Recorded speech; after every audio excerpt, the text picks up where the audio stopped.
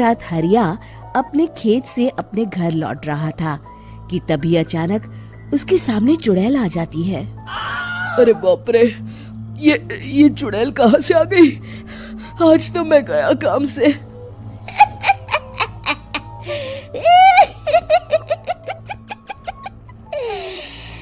आज मुझे मेरा शिकार मिल गया। अरे चुड़ैल दीदी, मुझे छोड़ दो। जैसे ही चुड़ैल हरिया की तरफ बढ़ती है, हरिया वहाँ से भाग जाता है और अपने घर के दरवाजे पे पहुँचता है।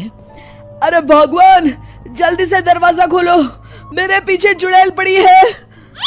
हरिया की पत्नी जल्दी से दरवाजा खोल देती है। अरे आप इतना हाफ क्यों रहे हैं? अरे मेरे पीछे चुड़ैल पड़ी है, आज तो मैं बाल बाल बच गया। जल्दी से सभी दरवाजे और सभी खिड़कियों को बंद करके बत्ती बुझा दो। तभी चुड़ैल हरिया के घर के पास पहुंच जाती है। अरे वो आदमी कहाँ गायब हो गया? मैं भी देखती हूँ आखिर कब तक बचेगा। मैं अपने शिकार को इतनी आसानी से नहीं छोड़ती। इतना कहकर चुड़ैल वहां से चली जाती है। वहीं दूसरी तरफ हरिया और उसकी पत्नी दोनों अपने घर की खिड़की से ये सब देख रहे होते हैं। अरे बाप रे, ये तो बड़ी डरावनी चुड़ैल थी। अगले दिन ये बात आग की तरह पूरे गांव में फैल जाती है और धीरे धीरे लोग चुड़ैल के डर के मारे शाम होते ही अपने घरों से बाहर निकलना बंद कर देते हैं। कुछ दिनों के बाद भाई, मैंने तो इस चुड़ैल के डर के मारे रात को अपने खेतों को पानी देना बंद कर दिया है। कहीं मेरी फसल सूख गई तो मैं तो कहीं का नहीं रहूंगा। साहूकार का कर्जा कैसे चुकाऊंगा? अरे भाई, पूरे गांव वालों का यही हाल है। पता नहीं ये चुड़ैल हमारे गांव में कहां से आ गई। फिर एक दिन गांव के पास वाली नदी के किनारे एक बहुत बड़े तांत्रिक के आने की बात कुछ गांव वालों को पता चलती है। वो लोग जाके ये बात गांव के मुखिया को बताते हैं। मुखिया जी, नदी के किनारे एक बहुत ही पहुंचे हुए तांत्रिक बाबा आए हैं। हमें उनसे मदद मांगनी चाहिए। मैंने सुना है वो बड़े बड़े भूतों और चुड़ैलों को अपने वश में कर लेते हैं।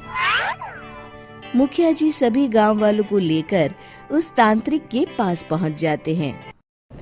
ओम फट स्वाहा, ओम फट स्वाहा। तभी तांत्रिक अपनी बंद आंखों को खोलकर कहता है, क्या बात है? तुम सब लोग यहाँ क्यों आए हो? मुखिया जी उस तांत्रिक को सारी बात बता देते हैं। अच्छा, तो ये बात है। और तांत्रिक अपनी आंखों को बंद कर लेता है। मैं देख रहा हूँ तुम्हारे पूर्वजों ने बहुत पाप किए थे, जिससे ये गांव अब श्रापित हो चुका है। उसी के फल स्वरूप तुम्हारे गांव में चुड़ैल आई है। ये चुड़ैल बहुत खतरनाक है, ये किसी को नहीं छोड़ेगी। हे भगवान, मर गए रे, अब क्या होगा? तभी गांव के मुखिया जी कहते हैं, बाबा, इस चुड़ैल से हम सबको बचा लीजिए, कोई तो उपाय होगा। इसका सिर्फ एक ही उपाय है। सभी गांव वालों को बारी बारी हर दिन अपनी आधी फसल उस पहाड़ी के ऊपर बनी काली गुफा में छोड़ के आनी होगी। तभी उस चुड़ैल की भूख मिटेगी और श्राप का प्रभाव खत्म हो जाएगा और तुम सब जिंदा बच जाओगे। सभी गांव वाले उस तांत्रिक की बात को मान लेते हैं और वहां से चले जाते हैं। फिर अगले दिन से रोज उस गांव के लोग बारी बारी से अपनी आधी फसल उस काली गुफा के पास जाकर रखाते। कुछ दिनों बाद हरिया की बारी आती है। बाप रे, आज तो मेरी बारी है उस काली गुफा में जाने की। क्या करूं? वो तो बड़ी खतरनाक चुड़ैल है। मेरे तो हाथ पैर कांप रहे हैं।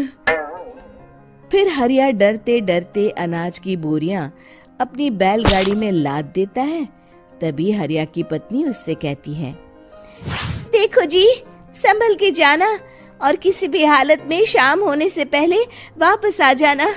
उस चुड़ैल का कोई भरोसा नहीं है जी। हरिया बैलगाड़ी में बैठते हुए कहता है, भगवान, मैं क्या वापस आऊंगा? लगता है अब तो मेरी खबर ही आएगी। इतना कहकर हरिया वहां से चला जाता है।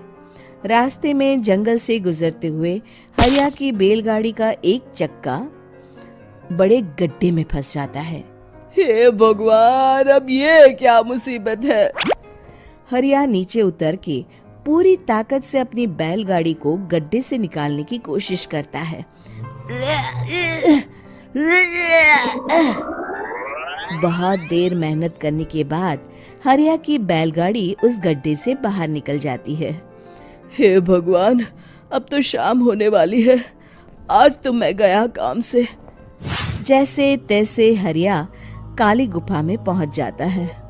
अरे मर गया रे, यहाँ तो चारों तरफ डरावना माहौल है। मैंने यहाँ आने में बहुत देर कर दी, कहीं चुड़ैल नाराज ना हो जाए। हरिया अनाज की बोरियां वहां रख के जैसे ही जाने लगता है, तभी उसे किसी के आने की आवाज सुनाई देती है। हरिया एक कोने में छुपकर अंदर देखने लगता है। चुड़ैल वहां आती है और फिर अपने चेहरे से नकली चुड़ैल का मुखौटा निकाल देती है। हरिया ये देख के हक्का बक्का रह जाता है। तभी चुड़ैल कहती है, भैया यहाँ आना, आज तो बहुत अनाज आया है। इसे मिलाकर अब हमारे पास ढेर सारा अनाज जमा हो गया है। कल ही हम इसे शहर में बेच आएंगे और माला माल हो जाएंगे। तभी अंदर से नदी के किनारे वाला तांत्रिक बाहर आता है। अरे, ये तो तांत्रिक बाबा है। हाँ, अब तो हम दोनों की जिंदगी मजे में कटेगी। गांव वालों को बेवकूफ बनाना इतना भी मुश्किल नहीं था। लोग तो तुम्हें सच में असली चुड़ैल समझते हैं। हाँ, तुमने सही कहा। अब ये गांव वाले चुड़ैल के डर से जिंदगी भर इस काली गुफा में अनाज पहुंचाते रहेंगे। अच्छा, तो ये बात है। ये दोनों पूरे गांव वालों को बेवकूफ बना रहे हैं। अभी जाकर सबको बताता हूँ। हरिया उन दोनों की पूरी बातें सुन लेता है और जल्दी से वापस गांव में आता है। गांव वालों को पूरी बात बता देता है। इससे पहले वो दोनों हमारा अनाज लेकर शहर जाए, हमें उन दोनों को पकड़ना होगा। उधर दूसरी तरफ नकली तांत्रिक और नकली चुड़ैल बनी औरत एक बड़ी गाड़ी में सारा अनाज लाद के वहां से निकलने की तैयारी कर रहे होते हैं। जल्दी करो, इससे पहले हमें कोई देख ले। हमें यहाँ से निकलना होगा। और तभी वो दोनों देखते हैं कि सामने से सभी गांव वाले अपने अपने हाथों में मशाल लेके आ रहे हैं। दोनों बुरी तरह डर जाते हैं। रुक जाओ, तुम दोनों का भांडा फूट चुका है। अरे मर गए रे, ये गांव वाले कहाँ से आ गए? तुमने क्या सोचा इतनी आसानी से यहाँ से निकल जाओगे? ये अनाज हमने अपने खून पसीने से दिन रात खेतों में मेहनत करके उगाया है। दोनों मुखिया जी के पैरों में गिर जाते हैं। हमें माफ कर दीजिए, हम दोनों एक नंबर के कामचोर हैं। बिना मेहनत किए पैसे कमाना चाहते थे। हाँ, अब हम आगे से मेहनत मजदूरी करके पैसे कमाएंगे।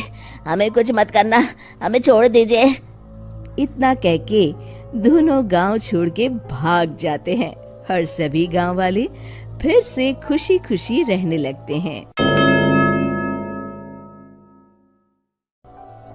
शिक्षा, तभी तो कहते हैं कि किसी भी समस्या का समाधान केवल सूझबूझ से ही करना चाहिए और कभी हिम्मत नहीं हारनी चाहिए। दोस्तों, हमें उम्मीद है कि ऊपर वाली कॉपीराइट आ जाए।